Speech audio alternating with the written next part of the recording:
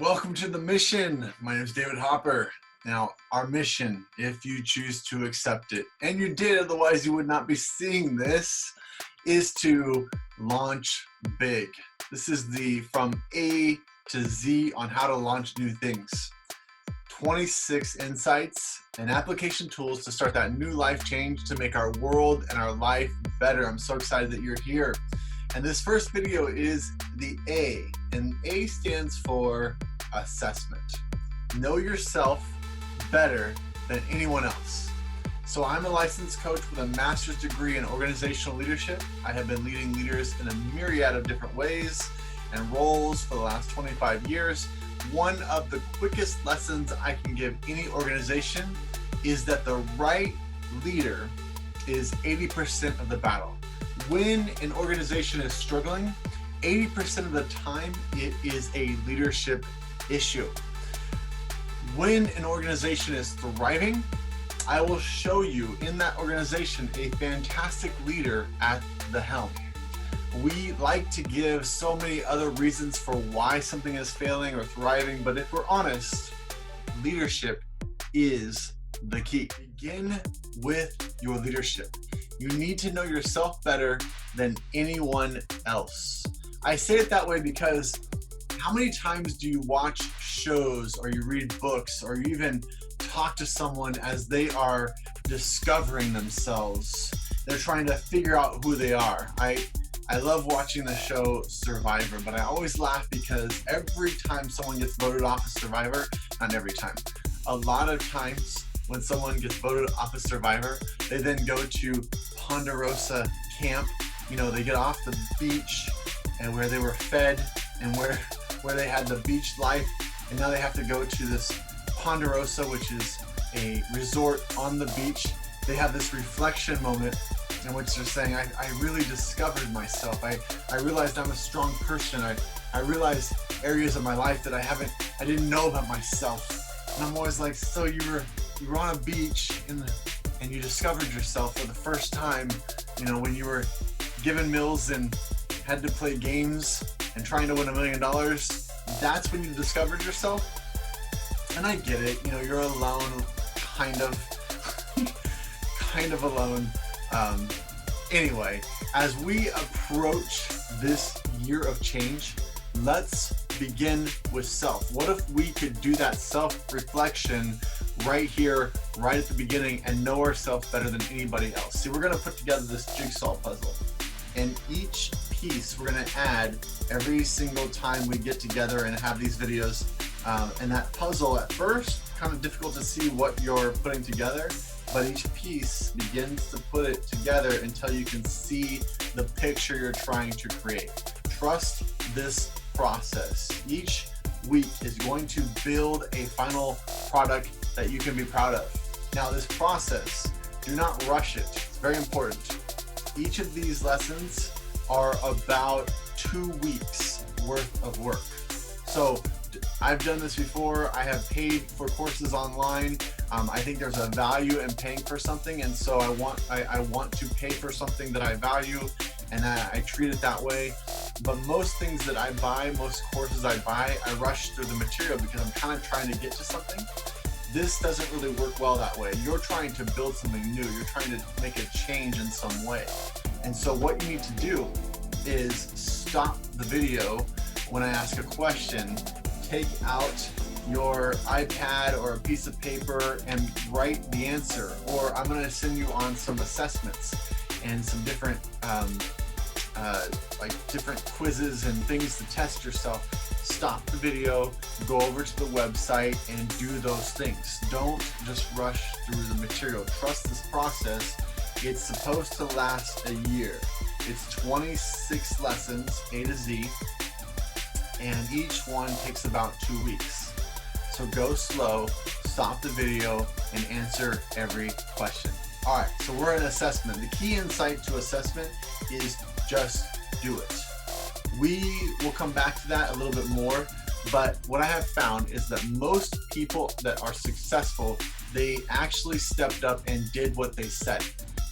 That means they stopped reading the books, they stopped getting advice, I mean, you still get those things. You still study along the way.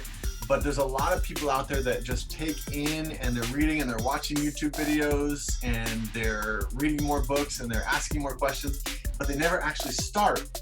So starting, just do it. Just get out there and start. Most success happens when you finally start. If you start, you will get to the end. So I encourage you as we do this to start. Pause the video and start the things I'm saying. Start doing the things that I say. So the first one right here, you're gonna pause the video.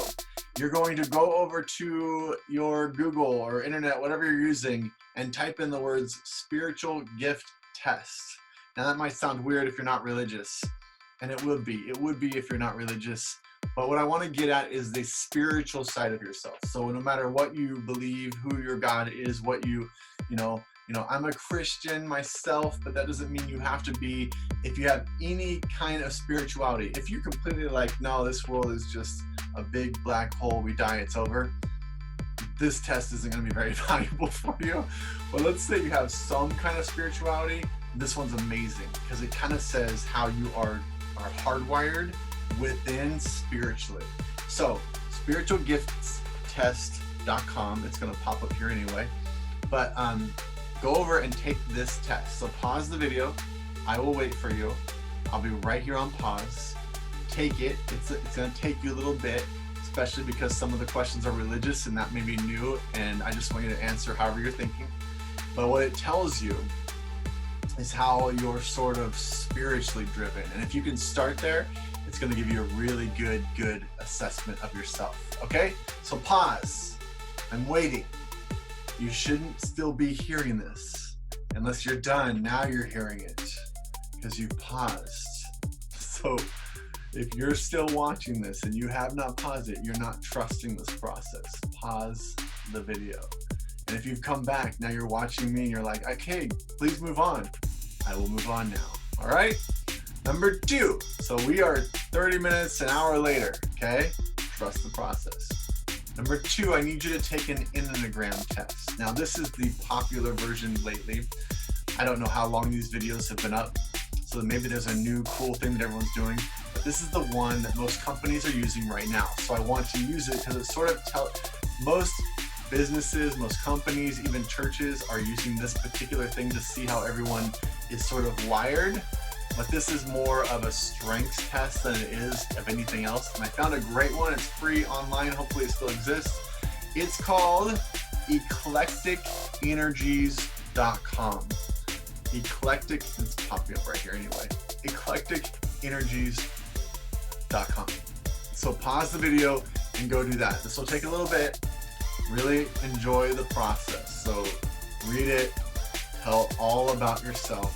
By the end of these 2 assessments, you're going to know yourself a little bit better. So go do that. I'm waiting for you to come back.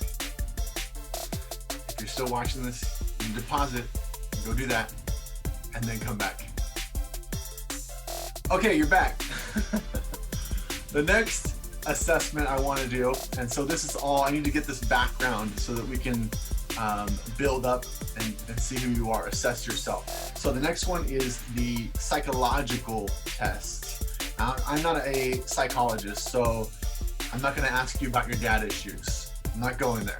I don't need to know all that. I would highly suggest having a counselor, going to a psychologist, though that's great. But this is going to be just some questions where I want you to be really honest with yourself. Pull out your iPad or your notes and answer 3 questions. First one is this, and I call it authenticity reflections. What don't others know about you? This one's rough.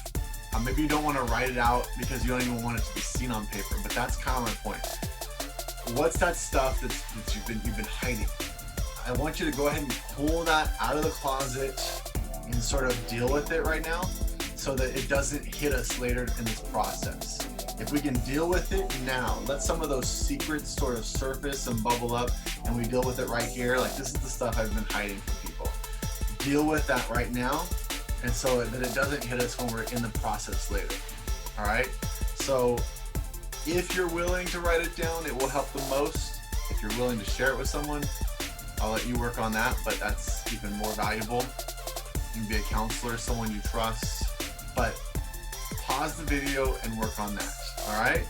Second one, so if you haven't done that, pause this. But the second one is, how do others describe you, okay? It's popping up here, pause it, and I want you to write this out. What will others say about you? The more you know that others are saying, the better. Now, if you're still watching because you're like, I don't know what others are thinking about me, there's a awesome source. It's called 360 diagrams. And again, these are free. You can go online, just type in Google 360.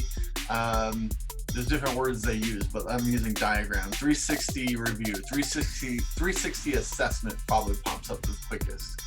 But a 360 assessment, what it does is you send off a questionnaire to your boss, to someone who works for you, and to a coworker and a friend, and then you have what is the 360 of people over you, people under you, and people to the side sort of think of you.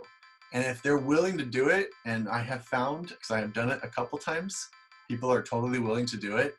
Sometimes I have read things that I'm completely disagreed with, but if that's what they think, then that's what I need to know. And so I've had to adjust from that. And so should you. So take a moment, pause the video, go do a 360 assessment in some way. If you just know, you can write it down. Maybe you need to go do and grab one of those. I'll even put a link right here so you can go get that. So do that. Third one, final one for authenticity reflection. What are the behaviors and traits that you have portrayed that have served you well? So like for myself, I can quickly go, there are some leadership traits that I have shown where I have taken the ball and ran with it that have served me well. I've been able to do things and accomplish things and to get raises and to move up because I sort of grab the ball and I go. Now there's problems with that. I also have some other issues, but it has served me well. What's that for you? What are some things that you have done that portrays you, or people have noticed in you, or you noticed in yourself, in which it has served you well? What's some of your strengths is what we're kind of getting at here. Okay, so pause it, write those answers down. Okay, so you have now a lot of information. We put some pieces of the puzzle into the jigsaw puzzle. Some leadership parts of yourself to begin to move forward with. So now let's dig into those. This next part is what I'm calling a leadership questionnaire. And I want you to be brutally honest with this leadership questionnaire. I'm going to ask you some very pinpointed questions that really dig into your leadership abilities so that we can move forward knowing yourself better and what you're going to be able to do and where you're going to need help along the way. So let's do this together. A leadership questionnaire. Question number 1. I want you to list leadership positions that you've held in the past, and I want you to say, what is the greatest success that you've experienced in leadership? All right? So what are some of those positions you've held in the past? So write down, I was this, I was this, I was this, and where you found success when you had that leadership role, okay? You're gonna wanna pause the tape a lot. Again, this should be days later, because if you're doing this right, you're pausing quite a bit, but pause and answer each one of these questions, all right? Number 2, what's the most difficult conflict that you have faced as a leader? I want you to describe the conflict and then how you dealt with it, all right? Pause. Number 3, describe opportunities that you've had to build and lead a team. You weren't put into charge, you weren't given authority. That's nice, it's really nice, but that is not the most common thing that happens. When was a time that you had to build the team that was under you and then move forward with whatever you were trying to move forward because you built the team to do it? Write that down, and then what were your strengths when you were that team leader? How did you really, what were the strengths that you used to build and lead that team, the one that you had to build? Number 4, describe something that you've started from scratch. Something that you've seen grow and become self-sustaining, all right? This it's not a very common one. The best leaders, the ones that have done amazing things, they started it from scratch. And so give me a time when you did that. Number 5, why did you leave your last 2 positions? Not just the last one because something might have happened. It might have been in the middle of a pandemic or something. Something happened that you lost your job. So give me the last 2. And how would you describe your relationship with the leaders now of those organizations? So not when you were there, but after leaving, fired or left, what's your relationship with them like now? Be honest. Number 6. Let me get it. Number 6. Who are you currently developing as a leader? If you're not, I'm getting ahead of myself. That comes later. But who are you currently developing as a leader? Describe that process. Number 7. So that time I paused so long that the sun went down, so the room's a little darker. But I sometimes pause when you pause. So number 7 is this: describe how you've intentionally grown yourself as a leader over the past year. Be specific by listing the books that you've read, the people you've met with, the courses, the seminars you've taken, but are you intentionally growing in some way? Obviously, this will be on there as well, which is awesome. Number 8, describe a failure that you've experienced in leadership. How did that failure affect you emotionally? How did your emotional state affect your handling of the failure? It's okay to fail. We fail forward. So how did you fall forward? How did you deal with that? Pause the video, work through that, and then come back. Number 9, describe your work-family balance. Does your spouse agree, if you have a spouse, with your assessment of your work-family balance? Important to ask that question, so pause and go ask. What boundaries have you put in place or need to put in place in your life? And finally, the 10 questions, your leadership questionnaire to see where you are as a leader. What do you do to refresh and relax? Do you have those scheduled or random refreshment and relaxation moments in your life? Very important. So write down what those look like and when you do that. This should take some time. You paused on each one, you answered each one. Thank you for doing that. These are key pieces of this puzzle. Some parts will be more teaching stuff, but a lot of it will be just question and answer, asking the right questions in each area so that we can move forward. We want to see, in fact, here's what's interesting. The questions I asked you, those 10, if you happen to have done them on your computer, you put them in a Word doc or something, keep those, because good companies will ask you some kind of question like that. So when they send that questionnaire, if it's that kind of system, you can copy and paste and move those answers in. So take time to answer those well, because those are the kind of questions good companies ask. So just kind of keep that on hand. All right.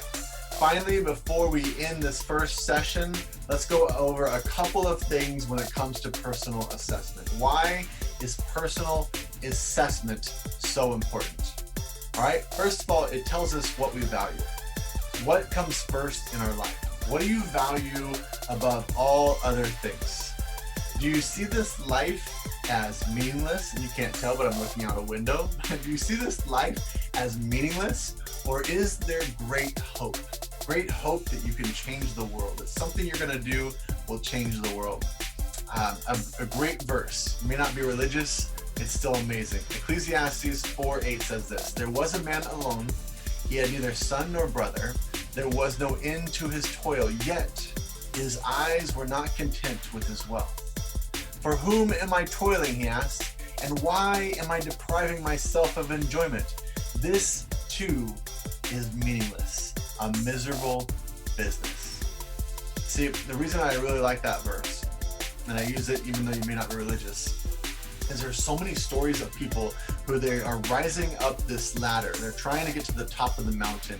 And once they get there, because people do achieve all that they set out to achieve, and they get to the top, and you hear the most depressing stories of I got to the top and I was disappointed. A famous story is Kevin Durant, right after he won his first championship. Kevin Durant's a basketball player. He left the Oklahoma, why can't I remember, the Oklahoma Thunder, and he went to the Golden State Warriors, and he wins the championship, and he finally, he left his hometown. They all loved him, not his real hometown, but they just loved him, and he went to this championship team to win, and he said, after winning that championship, I learned that not much had changed. I thought it would fill a certain void, and it didn't. I have always kind of held on to that because I always have wished I was a basketball player, professional basketball player. Alas, I never will be. But is that a ladder once I got to the top that would really, really fill that hole, fill that void, be what I really am glad I put all my eggs in that basket? Another great story is Michael Phelps, this 28 plus, I don't know how many medals he's won.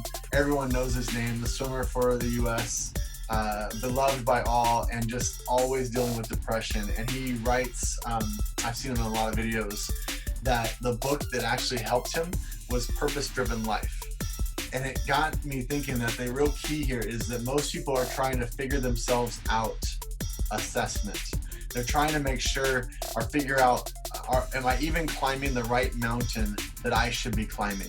So the better we are at this first class, if you will, the better we're going to be able to make sure that once we get to the top of the mountain, we're excited that we're there.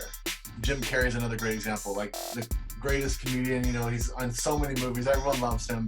And his latest book is The Fallacy of Human Beings. Everyone who creates a persona is usually disappointed by it. He's at the top of his game and he's constantly self-reflecting that what's the point of life. So the reason assessment is so important is it tells us what we value. Are we moving towards what we actually want? The second thing about the reason we do assessment is we find out if we care about people. See, true leaders understand the value of people. And then through that questionnaire, through the things that we have done so far, you're going to understand your value of people. You're going to see people in that journey and realize that people are in every aspect of how you're going to move forward. We're going to really hit this later, but I just want you to kind of look back at everything you did and see how many people were involved. People, groups, teams, cohorts, it all matters. Think about goals and accomplishments in your life. People had something to do with it. You're going to accomplish so much more in this life with people. Whatever you do will be stronger. Whatever weakness you have can be covered if you have the right people on your team. We will fail. We all fall. It's people who get us back on our feet and we press on towards the goal. So, do we value people? That comes out in everything that you just did. Third, final thing is, do you know forgiveness? See, regret is a common attribute that keeps people down. We have to learn to let it go. Something that you wish you would have started, you wish you would have done, if you had got in early enough, all that stuff, let it go. Forgive yourself and move forward. The path ahead will have many bumps along the way. You've got to learn to let it go and press on. The mistakes that you have made, we have all made mistakes. You might be in debt. People may have hurt you. You may be frustrated. Let it go. You cannot change the past, but you have control of your future. Do you know forgiveness from others? Do you accept it? And do you forgive easily? You let that stuff go. That makes you a better person. Accept forgiveness and give forgiveness easily. These are the things that we'll learn if we value. What do we value? Are you ready to start something new? or will it not get in the way of the things you actually value? Will it be connected to what you value? Do you care about people? You will be stronger if you do this as a team. Who can be on your team? And do you forgive easily? Forgive your past, forgive others, accept people who have forgiven you, and move forward with a clean slate, ready to take on what is next. Let's go. All right, so that's one down. You got the A down. Take some time and make sure you've done all the steps in this first chapter, the assessment chapter, before you move on to the next one. We have 25 more to go. Take your time. It's supposed to last a year. Take your time with this. And I will see you next week, or whenever you're back on here at the next one. We'll be on B. And B is all about building the launch team. Who's gonna go with you in this journey? Can't wait to see you next time. Have a great day, night, whenever you're watching this.